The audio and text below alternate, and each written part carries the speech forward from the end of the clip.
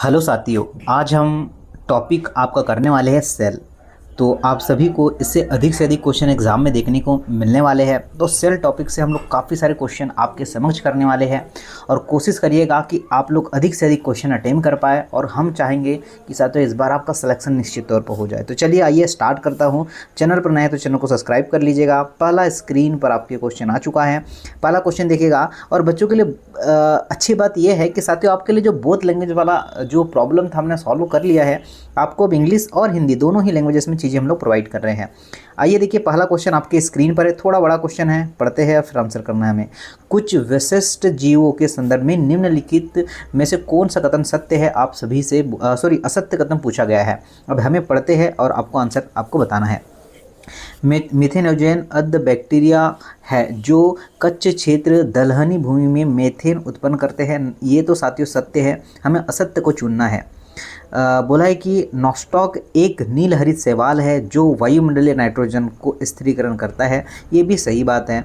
आइए नेक्स्ट देखते हैं क्या है। रसायन विश्लेषण संश्लेषी बैक्टीरिया ग्लूकोज से सेलुलोज का संश्लेषण करते नहीं साथियों, ये गलत है। यहाँ पर रॉन्ग पूछा गया था और आपका राइट आंसर होगा ऑप्शन नंबर सी। और बाकी डी तो फिर सही होगा ही होगा।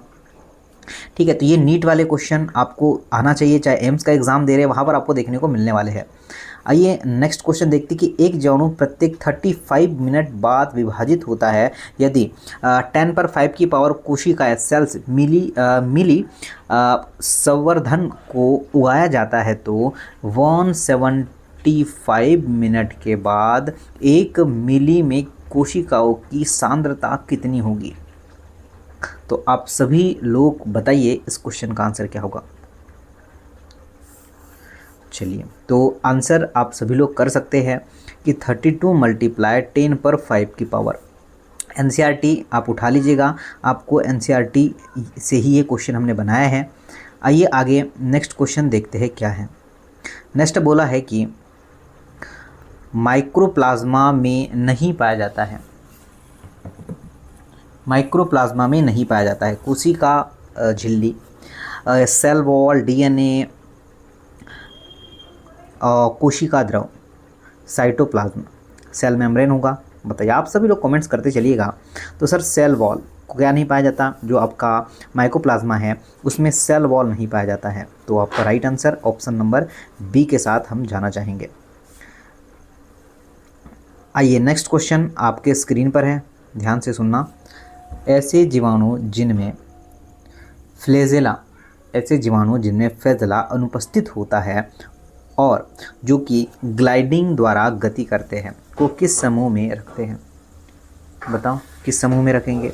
स्पाइरोकिट्स, रेक्टेरिया, मैक्सिकोबैक्टीरिया, यू बैक्टीरिया। नोट करते चलना। अगर आप सभी भाइयों का सभी बहनों का सी आंसर है, बिल्कुल सही है, मैक्सोबैक्टीरिया। ऑप्शन नंबर सी के साथ हम जाना चाहेंगे। मैक्सोबैक्टीरिया एक समूह है जिसमें कसाभिका का अभाव होता है और जो कि ग्लाइडिंग गतिशीलता प्रदर्शित करता है। क्या करता है, ये ग्लाइडिंग में गतिशीलता को प्रोवाइड करता है। नेक्स्ट पर आते हैं। नेक्स्ट देखिए,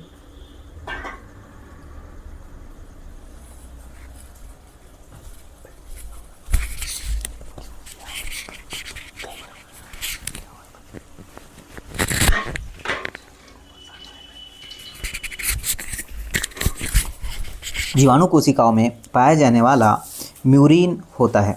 तो क्या होता है, पहला आपका राइट आंसर क्या है, प्रोटीन का व्युत्पन्न, वसा का व्युत्पन्न, कार्बनिक अम्ल का व्युत्पन्न, शर्करा अम्ल व्युत्पन्न।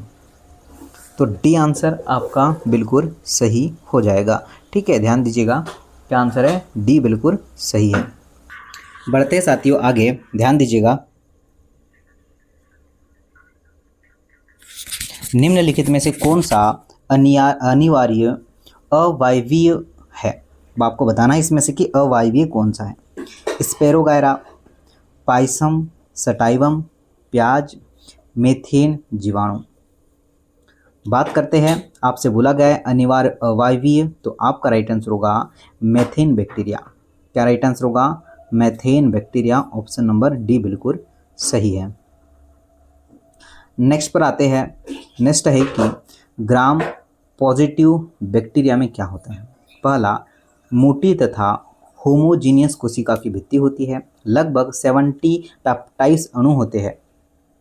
देन लिपिड्स नहीं होता या 10% से कम लिपिड्स होते हैं। उपर्युक्त सभी।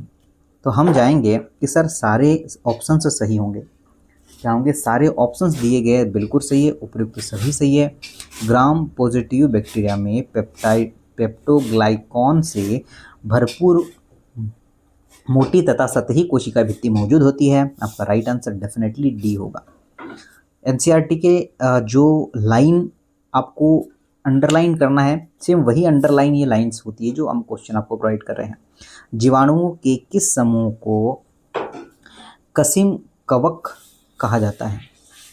Mycobacteria, mycoplasma, actinomycetes, मिक्सोबैक्टीरिया।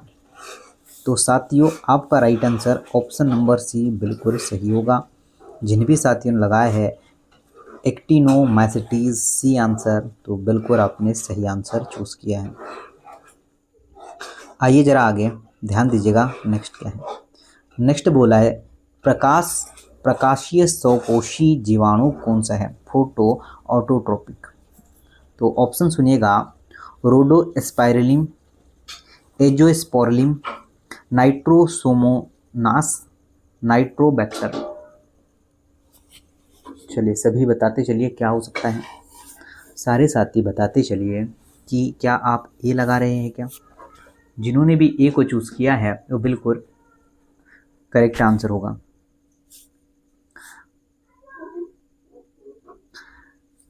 Gram positive bacteria की कोशिका भित्ति में अधिकांशतः खालिस्तान होता है।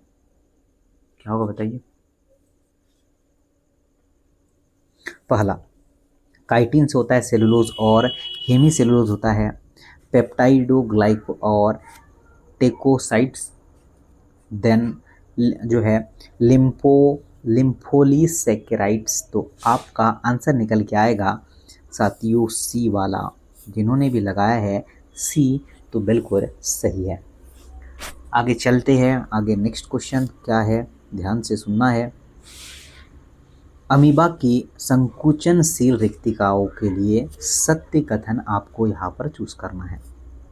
पहला, इनमें स्टोल धीरे धीरे लेकिन डायस्टोल अचानक होता है। इनमें सिस्टोल अचानक तथा डायस्टोल धीरे धीरे होता है। जी हाँ साथियों, आपका राइट आंसर है बी। तो जिन भी साथियों ने बी को चूज किया है वो डेफिनेटली सही होगा।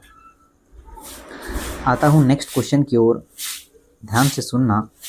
संरचना के अनुसार एंटी अमीबा हिस्टोलिका कितने पृथक रूप में मिलता है? 2, 3, 4, 5। तो हमने चूज किया है सर 3, तो बिल्कुल हमारा सही आंसर होगा। संरचना के अनुसार एंटी अमीबा हिस्टोलिका 3 पृथक रूप में मिलता है। तो डेफिनेटली वो 3 पृथक रूप कौन से हैं ये भी हम बता देंगे आप लोगों को। ट्रोफोजोइट्स, प्रिसिस्ट और सिस्ट। ओके, तो ये 3 प्रकार आपको यह ध्यान रखना है जो पृथक्करण के लिए दिया गया है। नेक्स्ट क्वेश्चन बोलते हैं, ये देखिए इस तरीके से आपको डायग्राम भी आपको याद रखना है। नेक्स्ट क्वेश्चन पर चलते हैं, ध्यान दीजिएगा। कोशिका की खोज सबसे पहले किसने की थी? Robert Hooke, Robert Brown, Antoine Leeuwenhoek. D तो होगा नहीं। चलिए अब आप बताना मुझे इसमें से क्या आंसर होगा। तो सभी को पता है कि कोशिका की खोज की बात करते हैं। Okay, discovered by cell. तो सेल जो है आपका रॉबर्ट हुक। इसको तो कोई भी बच्चा गलत नहीं करने वाला है। जिन्होंने भी बी को चूज़ किया है बिल्कुल सही है। कब किया था, डिस्कवर्ड कब किया था? तो 1665 पे किया था। और काफ़ी सारे तथ्य इनसे बारे में दिए जाते हैं और आप सभी को पता होगा। नेक्स्ट क्वेश्चन आप कहते हैं कि प्रोकैरियोटिक कोशिकाओं में डीएनए होता है। क्या साथियों डीएनए होता है? परमाणु झिल्ली से घिरा होता है या फिर एक साथ कम होना? आनुवांशिक सामग्री नहीं, परमाणु झिल्ली से घिरा नहीं। तो क्या हो सकता है? प्रोकैरियोटिक कोशिका में डीएनए होता है, तो क्या साथियों परमाणु झिल्ली से घिरा नहीं है? आपका राइट आंसर डी होगा। नेक्स्ट की बात करेंगे प्रोकैरियोटिक्स। क्वेश्चन क्या है साथियों कि प्रोकैरियोटिक जीनों में होता है, क्या होता है? हिस्टोन के बिना डीएनए, आरएनए हिस्टोन के साथ डीएनए केवल हिस्टोन। तो आपका राइट आंसर ए तो निश्चित तौर पर बिल्कुल सही आंसर होगा। हिस्टोन के बिना DNA is a right answer. Next question,